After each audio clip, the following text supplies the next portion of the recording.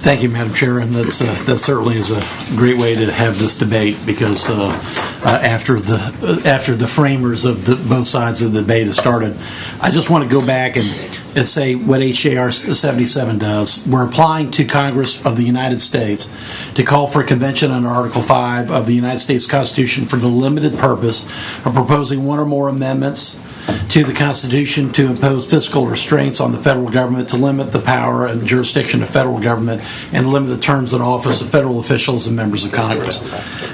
For me, the 9/11 that we face on a budget side or our fiscal side is the $18 trillion of debt that we know of, and the $100 trillion of debt that we don't know of. We mentioned Memorial Day this morning, and I actually had thoughts of Memorial Day to both my senatorial friends. I had a thought of my grandfather, who served with Pershing and in World War I, who, when he fought for American freedom, the law of the land at the time was Plessy versus Ferguson, and that was changed.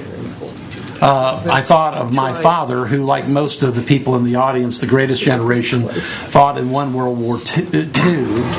And I looked at the fact that it was in his generation that Brown versus Topeka Board of Education overturned Plessy versus Ferguson. So change from the standpoint in American politics does happen, and major change.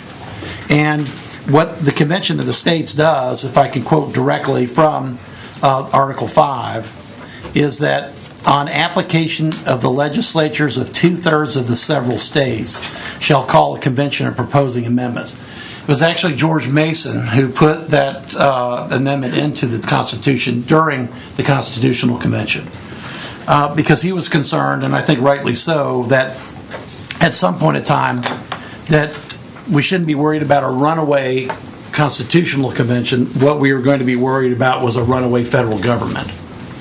And I submit that an $18 trillion hard debt and a $100 trillion soft debt is a runaway federal government by any measure that I understand mathematically.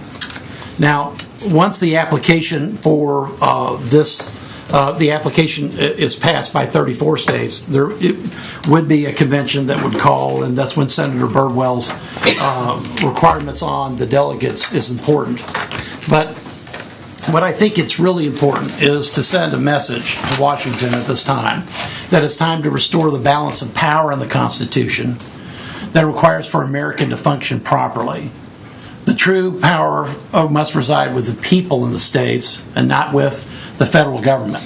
I think this is a fight between the taxpayers and the tax spenders, but more importantly, I think the founders gave us a tool to effectively self-govern. We just need to use it, and that tool is Article 5. Two ways to propose amendment: the first by Congress, which has happened several dozen times, and the second by the states when they think the federal government has exceeded authority. I'm for this legislation for my kids and for their kids yet to be born, because there is no fact or supposition of fact that this republic can withstand $18 trillion of hard debt and rising and $100 trillion of soft debt and rising, and we can't stand a bureaucracy in Washington that in many ways ignores the existing federal legislators. And I can't do nothing, Senator Estes. I cannot sit by and let good men do nothing and have my grandkids burdened with such a debt that it's unpayable. Because this is not a partisan issue, Senator Zaffarini. I'll tell you right now, I would have strongly opposed and filibustered prescription drugs if I was in the federal Congress against President Bush. Okay, I would strongly oppose and filibuster, Senator Swartner, the Affordable Health Care Act in the Obama administration. What we have, unfortunately, is a government that is too easily designed to spend other people's money that they don't own and other generations don't even have yet, money that the wealth of the American democracy has not created yet, money that is at this point in time so at risk that we need to look at bringing the people back into the equation, of having a balance of power again. Because I don't know of anything that says, I don't know of any common thought that says that the federal government is run well, that the federal government is doing the right thing for the people, that the federal government is thinking about the burden of tax debt. I think that the Tea Party movement is a result of that. And being in office before the Tea Party movement, and now coming back into office after the Tea Party movement started, the one constant I get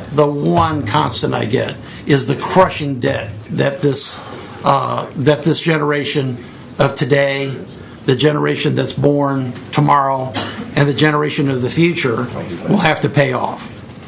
4 states have already passed applications to hold a convention under Article 5 of the Constitution with the specific purpose of reining in Washington's excesses and returning authority closer to home and the people. I think it's time for Texas to do so, because Texas has always been the state that has been fighting on the forefront of securing liberty and freedom for ourselves and our posterity, and for all, not just Texans, but for all Americans. With that, we have several witnesses today that would like to speak to this, but I will say that I hope that we can do it in a friendly atmosphere, because passions obviously run high on one side of the aisle. They may run high on the other side of the aisle on the issue. But we are here today on Memorial Day, and while I think of my grandfather and father, I have to think of those generations to come, because I simply don't know of a way to stop the federal government from spending my kids and my grandkids into oblivion.